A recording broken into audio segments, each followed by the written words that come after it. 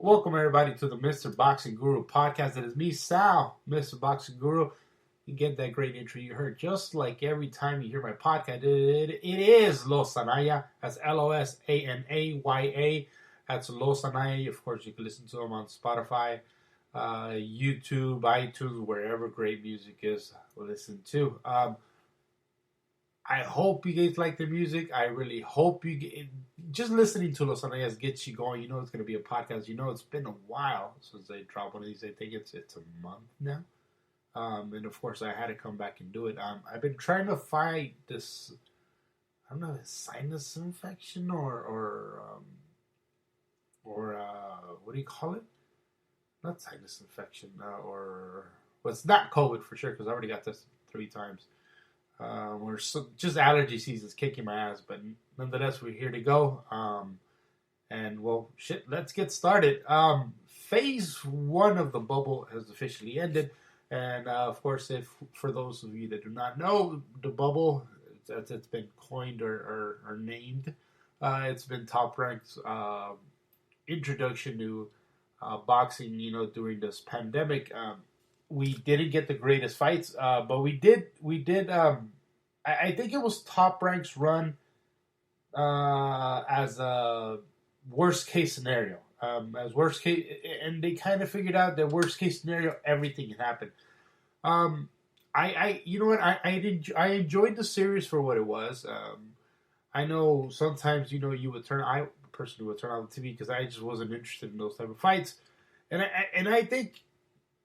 Just to give credit to Top Rank a bit, it's fights that I would enjoy and I would go to, but if they're live. I love the club scene. I love going to, watching a 2-0, 3-0, 4-0 fighter and watching them get developed. And that's essentially what this was. But that's the whole purpose of a club scene, to go and see and just almost mingle more than anything. Because you already know how the fight's are going to end. Most of these guys are in developmental stages, and you're paying pretty much pretty much paying the opponent to lose. You're bringing in that guy that already knows is a B side that's going to lose for you to develop and pad your record, I guess, for a bit. And it's no shame in that. That's just the way things are. And I just feel like I have to explain it to you guys. So. That's essentially what it was, and what it was the bubble was a data testing, this is a beta testing to see how it's going to work in real life, because it looks like this whole COVID thing, that's just the way it's going to be from now on. How dramatic can we stop the fights? How it's going to be without boxing fans or without fans or any type of socialization in the stands. And I think for the most part they did a good job. They set up the platform for everybody to continue to come in and kind of piggyback from that, and that's what we happened. But like I said, most importantly, we saw how they could perform in a worst case scenario type of deal. Now Jamel Herring's fight got scrapped not once, not twice. Well, twice actually, and now it's rescheduled for the 3rd time. So. Jamel was supposed to go in the beginning of this month and mid-month, and now it looks like he's scheduled for sometime the beginning of next month, if I'm not mistaken. So he's got a August date. So that's good.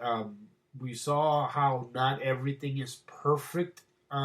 So for example, Jamel had tested. He waited the 2 weeks, and he tested again, and he tested negative. Then he went back and day of weigh-in, tested positive again. So again, we really don't know how great these tests are, especially, and it's tough because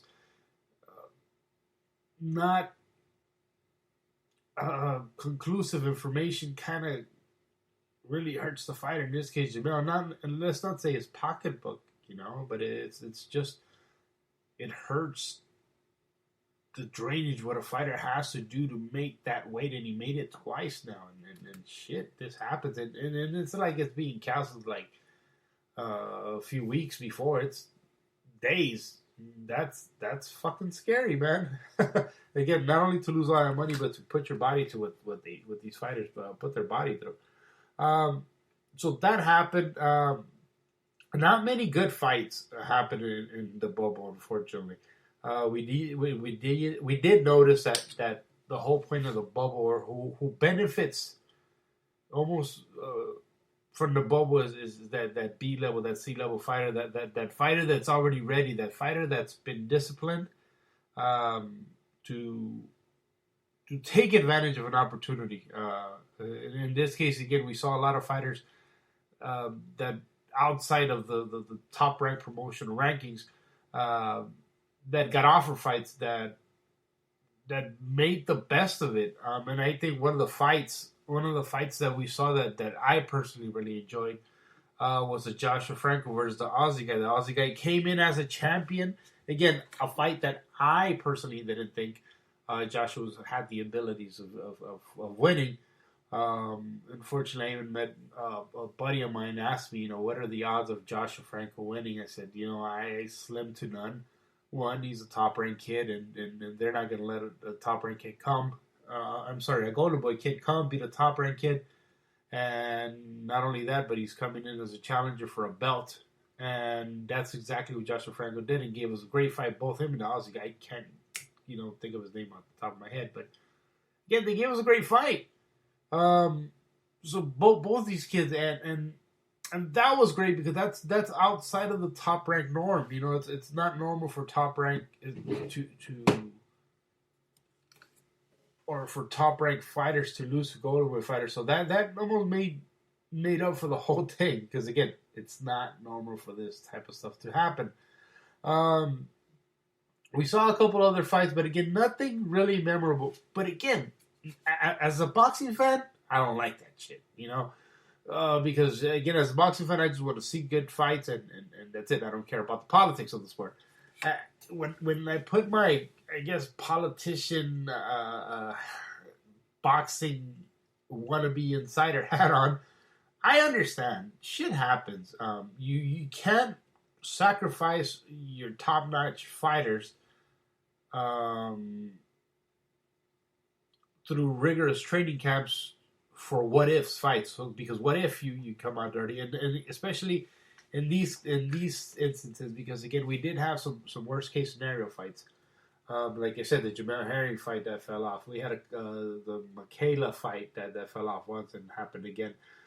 So we had a couple of bad instances where a manager, let's say, fight fell off, and then a manager was dirty. Then not dirty, I'm sorry, but had tested positive for COVID. Then the fighter couldn't fight.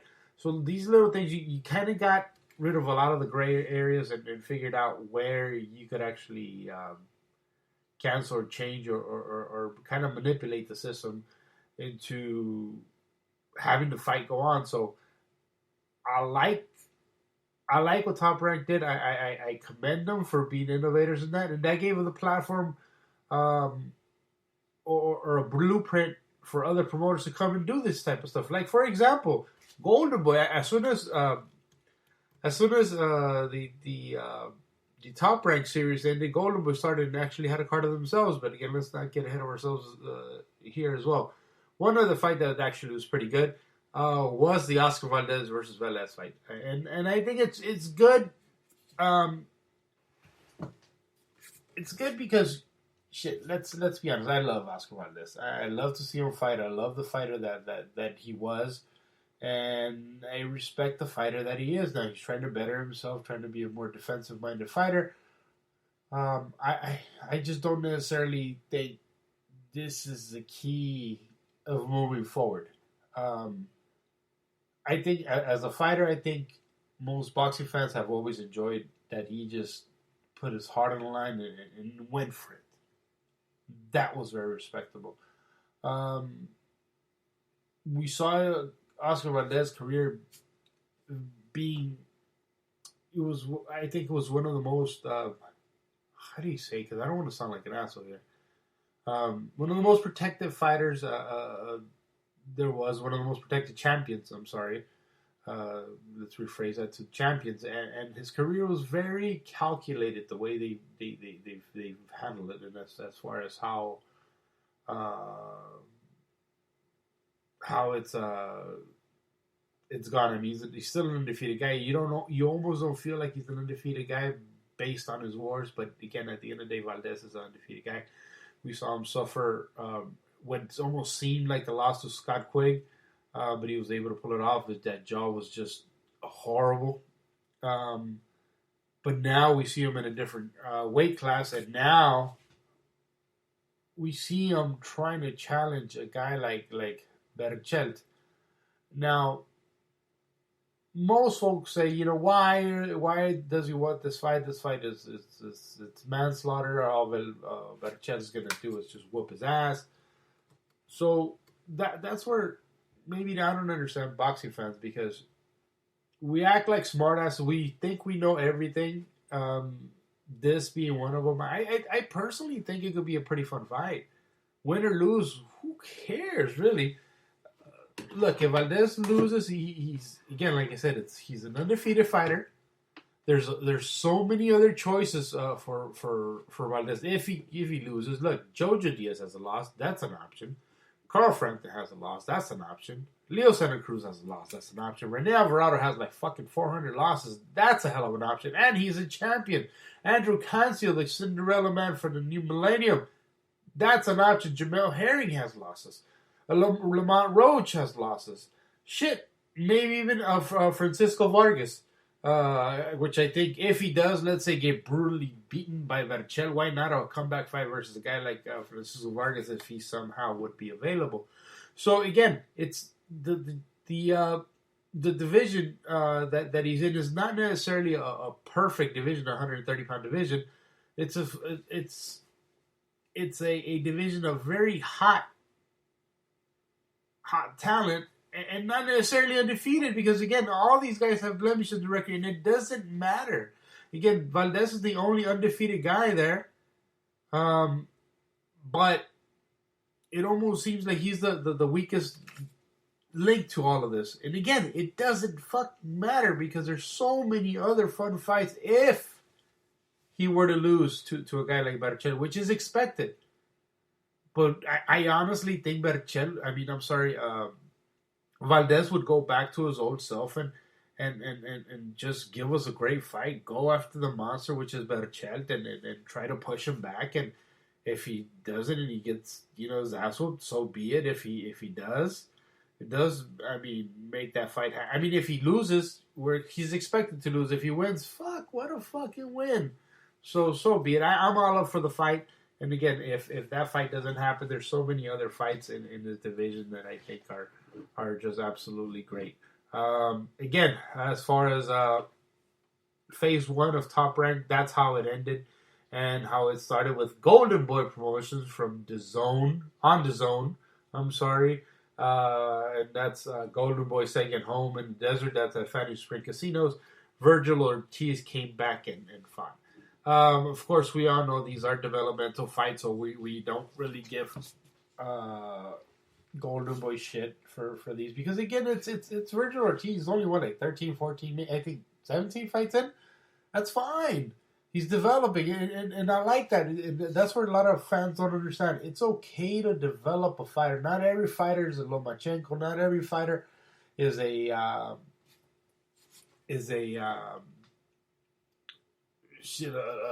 Teofimo Lopez. These fights will have to materialize. They have to happen, but fighters have to get developed, have to be molded into champions. It's not about throwing fighters in right away.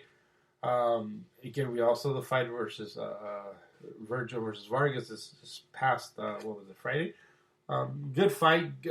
We got to see Vergil put in some rounds. We got to see his feet move. We got to see him not just trying to kill a guy and knock a guy out, but trying to box. Just do little different things to try to make it an interesting fight. Again, am I putting Vergil on top of the world right now? No. I don't want to, because again, that's how shit goes bad. And again, not to knock out Robert Garcia and them, but we all remember the great Fernando Vargas, where he was a great fighter, but they wanted to throw him versus everybody, and they did throw him versus everybody. They threw him, practically begged for a fight with Oscar De La Hoya of Trinidad. with everybody else that was in that era. And that was a hot era at 154 back in, what was it, 2090s? 1990s, whatever it was. Um, but you got to see a punchy Vargas by the time he was, what, 22, 23. Couldn't pick up his own tongue. So that's not what you want to see in a guy like Vergil. Again, nothing against Vargas, but I would like to see him prolong his career, sort of like his boss, like Oscar De La Hoya, sort of like all the other greats. Take it a step at a time. Not just because you can whip a guy's ass now means you're just gonna whoop his ass.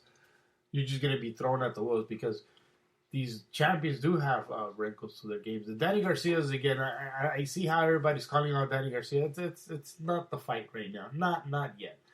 The Errol Spence's, the Keith Thurmans, those fights are going to be there for him. Probably not then because I think the Thurmans, the Errols are eventually move up in weight, but there will be a chance, and he will be in a new class where he can be a champion, maybe a unified champion. As far as what personally I would like for Vergil in the next, let's see, 12 months. I think there's fights that can be made. PBC is not. It's not a promotion company they could go through, or that I'm sure will lease their fighters out. But in my opinion, and this, let's just say this order: Saddam Ali, in-house guy, New York guy. You go throw him out there, and I think it'll be a great fight. Now, Vergil versus Ali. Ali has great legs. He can move around. And Vergil could just, it could be a cat and mouse kind of thing till he catches him. Jesse Vargas. As an up and coming guy, you need that name. I think Jesse Vargas is that name. He's the guy that's huge at 147. That should be 154. But if he can make 147 for one more fight, I think a guy fight versus Vergil, I think would be absolutely great. And again, that's the zone guy. That's a fight that's doable. I think, and the money's right for the zone. So why not? Rashid Ellis, I'm sorry, from Golden Boy, again, local fighter, again, that needs to I think the development process has stopped or should stop by now. I mean, these guys are fighting for belts. What are we really doing here? Ellis, it's about time that they move him forward versus a tough fight. And why not versus Vergil? I mean, if Vergil can beat a guy like this, why not? And then jump to Top Rank. I think Golden Boy has done favors with Top Rank and vice versa. So why not? I mean, it seems like they could work great. Why not a guy like the Mean Machine? Great fight. I think, whether we want to believe it or not, but I think he did drop Crawford. It's a good fight. He's a strong fighter. So why not? Again, why not? But my only thing is step at a time. I think going through these fights in the next 12 months, again, that's Saddam Ali, Jesse Vargas, Rashid Ellis, and the Mean Machine to top it off at the end of next year. Shit, come on, why not? I think we develop look at that. I think Golden Boy would develop a great star. I think he has all the abilities to be the anti-Ryan and to be what I think Golden Boy can do. They still have the ability to produce champions, to produce good names, and to, most importantly, develop great talent. And I think Vergil Ortiz is that key. But again, a step at a time, nice and slow, and I think they got a fighter for a while. As far as fights, you know what? We're in an interesting era of boxing. Again, there's not much to do. Most of us are home. And through this weird pandemic, and we're trying to make the best of it. Fighters sometimes do not want to take the fights because, again, we're in the pandemic, and they know that they can make a certain amount of money, but there's also more money to be made by selling tickets. So they're a bit apprehensive coming and actually fighting, which is kind of fucked up because, again, a lot of Americans are not making any type of money right now, but the fighters are complaining about pay. They are lucky enough to work, so they should take full advantage of that. Again, they don't. So it's weird when others from other generations are capitalizing on the current event of boxing. And what I mean by that is Roy Jones Jr., and of course, as Roy, you must have forgot I get knocked out every single time I come out of fight since 2002 ish, versus mentally unstable Mike Tyson. And it's on. And it's for September, mid-September weekend, which is Mexican Independence Day, which is notorious for being Canelo's date. And am I mad at you know, that we're getting a circus fight? I guess in a way, no. I mean, I think when we all saw Mike Tyson hit the pads in those, you know, clickbaits, I guess you could call them, you know, it sparked our imagination. Like you almost remembered why you were a boxing fan. You remember as a kid, especially in my generation, I'm almost 40 years old, when you used to see Mike Tyson as a teenager, or as myself a teenager, and just see what type of fucking monster he was, and just to see a glimpse of that, even if he's only doing it for a few seconds, and now he wants to come back and fight. But not only is he coming back to fight, and again, it's an exhibition match, but it's with 12-ounce gloves with no headgear. But he wants to fight one of the other legends, which is Roy Jones Jr. That's just fucking interesting, because Roy Jones Jr., of course, we know went up in weight and won a belt at the heavyweight division, came back down because that just wasn't for him, and everything after that went kind of downhill for Roy Jones Jr. because it seemed like his body could not adapt to losing all that weight, and somehow became the most brittle chin that you could ever find. Of course, till Amir Khan came about and took his throne back. And that's what makes it interesting. But what makes it more interesting is that we know that a guy like Roy Jones was always good on his feet. His reflexes have always been amazing. He just wasn't a good fighter. He was an athletically gifted fighter. And I think it slows down, but it's always there. The ability to fight like that is always there. But it's scary, because when it comes to Mike Tyson, that's the last thing that goes is your punch. And when you see the Mike Tyson, you know, getting work on the mitts, it's just so fucking beautiful. So I'm actually excited for that. And it's a shame that I'm excited about that, because there's nothing out there that's really exciting. Canelo, for some reason, there's always a problem with the opponent. There's always something that the opponent is asking for too much money. There's always this. There's always that. I get it. Canelo's guaranteed a certain amount of money, but it's always the same issue. Once it becomes the same issue every time, it's a pattern. And remember, it takes two to tango. You need two fighters to make a fight. I get it. Canelo's the main guy, but pay these guys accordingly. Make sure these guys are paid. Make sure you get those fights that we want. If not, this shit just fucking sucks. But again, back to the Mike Tyson Road Jones fight. I mean, it's just gonna be fun. Is it a pay-per-view? Yes. Is it worth paying? Shit, why not? It's on Canelo weekend. That's goes back to what I was talking earlier. That is Canelo's date. Now it's being taken away by Mike Tyson, by two 50-year-old men. One is mentally unstable. One's just gone. It's just, one had a sad ending to a great career, and they're going to come and do an exhibition fight, and guess what? Most people would rather pay attention to that and see Canelo fight another opponent that we already know what's going to happen. Because it's not like he's fighting the Benavides kid. It's not like he's fighting Caleb Plant. It's not like he's fighting Zurdo. He's going to go fight some Euro guy that I mean, that's just robotic, stands up straight, and he's going to do what he wants with him. It's not exciting. And that's the sad part about Canelo, because he doesn't have that career-defining fight. He's turning into everything that we hated about Floyd Mayweather. We have to keep the same energy. Well, at least me personally. I can't tell you guys what to do, but I have to keep the same energy.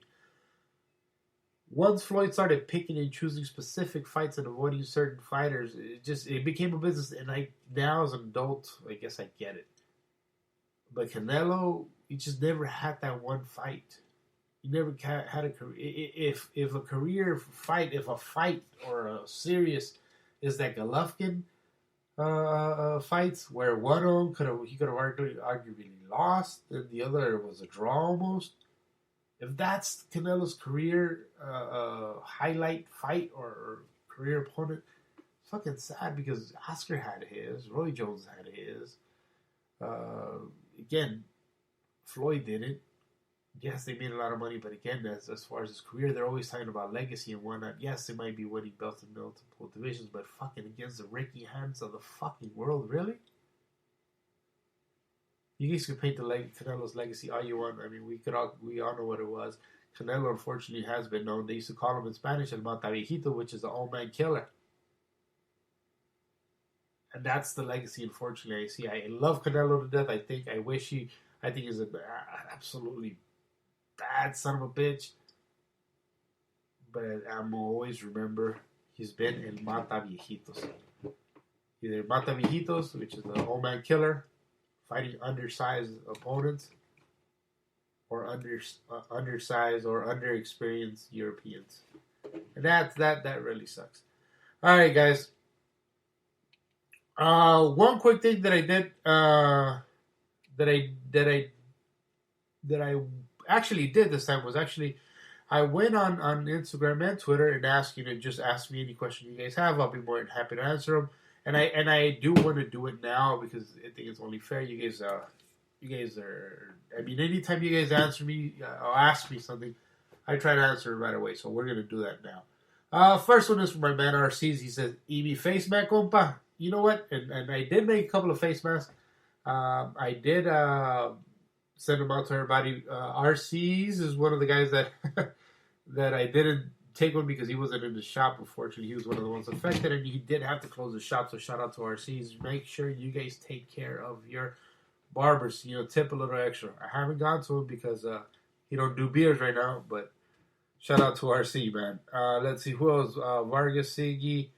Vargas Siggy asked if I lost any weight since the weight loss challenge started on July 1st. I think I lost about 15 pounds. That's it. A couple of guys have lost so much. Ex-pro boxers, whatever they were, but they kicked ass. So yeah, maybe about 15 pounds. So I think I pretty much lost that. Today's the 27th, going on the 28th when this podcast gets released. So who knows? Let's see. Fino Boxing actually asked, let's see, can Jaime Munguia beat a current 160 champ this year? No. Not the way the landscape is. I don't think he can. He can. I don't think he's ready for the Charlos. I think Canelo has some other portions of the belts. So no. I don't see him winning anything this year. I think it's a developmental or getting one of those years of getting acclimated to this weight class. I think we haven't seen him fight in a while. He was one of those real busy guys that Golden Boy had, but for some reason he hasn't fought. So Immortal, what is his? Immortal Technic? I think that's his name. It says Valdez or Berchet. Like I mentioned before, I really like the fight. I like it. I know that a lot of people are against it because they're I guess being logical. But I really like the fight. I'm gonna go with Valdez. Valdez is that one. Don't bet on it. Let's see who else. Who else got a question? Oh, Jazz Shaw. This Jazz Shaw guy. I like him. I really like him. He's one of those guys that are always pro Heyman. I think he even had a Heyman pound for pound on Twitter. I blocked him about 17 times, and he always comes back with another account. But he asked, when is Vergil Ortiz going to fight somebody with a pulse? Maybe Jesse Vargas? Someone with a pulse? That's his question. As I mentioned earlier, yes, I would love the Jesse Vargas fight sometime by the end of the year. Why not? Like I said, Ali, Jesse Vargas, any of those guys. I know with PBC it'll be tough to make, but Jesse Vargas, Saddam Ali, Rashid Ellis, Mean Machine. I think those are all really good fights. Let's see. LOL boxing memes, and this guy makes great memes, make great voiceover, so make sure you guys follow him on Instagram. It's LO1 boxing _ memes.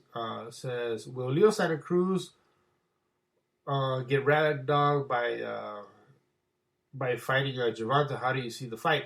I don't think he's going to get ragdolled. I think it's an interesting fight if Gervonta makes 130 pounds. I don't see him making that weight. I see him doing the same move that old Floyd did and just paying the penalty. So I hope the penalty is very steep. That way he's encouraged to make that 130-pound weight because, again, Leo, unfortunately, is a guy that can't crack, just overwhelms me with punches, but really can't crack. He at 126, much less 130 pounds. Gervonta, we know, can crack. He can go all the way up to 135 pounds and carry his little stubby weight. So I don't think it'll be a beatdown. I think it'll be a Gervonta playing keep away from Leo for the most part. Let's see who else got it. Let's see what El Montes said. Who will be a bigger star for Golden Boy, Vergil, Ortiz, or Ryan? It really depends. I think Ryan has the abilities of being a hell of a star. So Ryan, gets his shit together and does as he's told and gets on a game plan with Golden Boy and friends to move forward. I really think they can make him into a great star. As far as boxing, just as a purist boxing, I think Vergil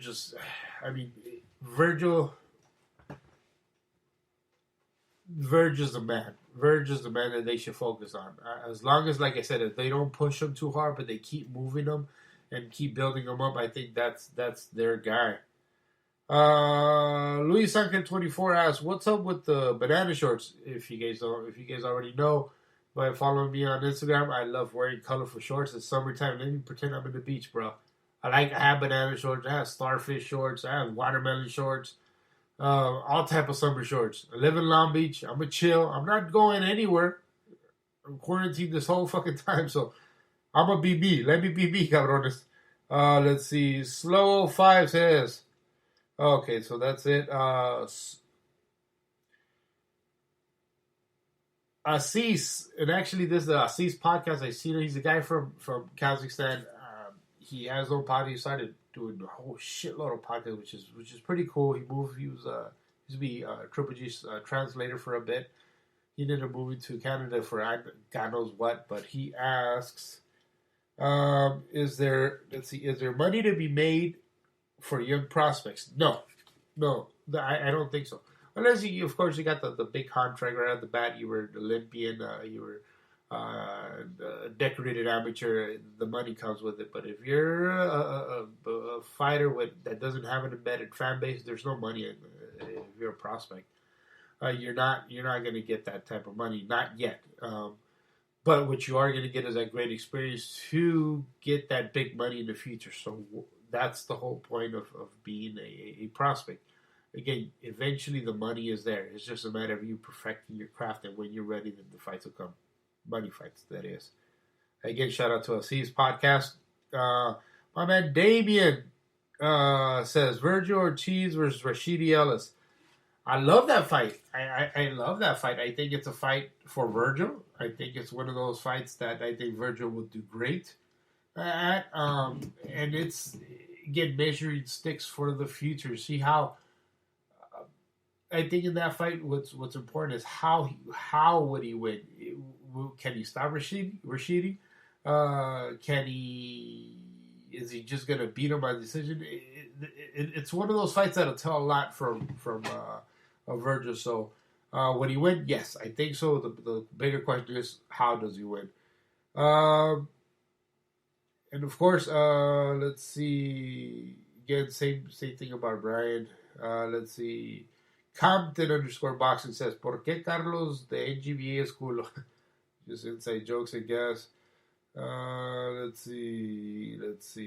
What else? Well, I think that's it for the Instagram ones. Let me see if there's anything on Twitter. Let me see. Maybe I could read one because I think we're running out of time. I don't want to keep you guys in here too much. Let's see here. Let's see. I think there's so much. See, that's the thing about Twitter. I mean, we will spam you to death. One guy. Let's see. The first one I found was his name is Paquito. His name is Corona_mix. Says 3 questions. What's your, and he tags Vasily Lomachenko versus Teofimo Lopez prediction? And what's your thought on Andy the Destroyer becoming heavyweight champion again? Do you really think Vergil Ortiz... I thought you said 2 questions, bro. Do you really think Vergil Ortiz has a chance against Danny Swift? And or Keith Thurman bonus. Why do you diss Chavez Sr.? Okay, so let's start with the very first one, which is my prediction for Loma versus Lopez. I think Loma is gonna win. And that's not a knock on Teofimo. I just think that Loma is the better fighter at that time, and there's already embedded excuses for Lopez losing. One, he was too young to take a monster like Loma. 2, he could claim he was weight drained, so that's one way to go to it. So, and again, he could Lopez could just go up to 140, which I think it'll be in his ideal weight, and Loma eventually will go down to 130 himself, because obviously Loma is a little guy. So I think Loma wins. He just tires him out, and hope I'm wrong. Let's see. The next one was as far as Andy Ruiz becoming a champion again. I don't think so. Not anytime soon. I think the way that Andy Ruiz won that fight was a very opportunistic way, which is great for him. He caught a guy that wasn't interested in fighting him, that didn't care much for him. That was his first time fighting out of his normal time zone. And a guy that just didn't seem all there, and that went in there to knock him out. And of course, we know Andy has little alligator hands, and as soon as a guy got close to him, he was able to clip him. He was able to fight.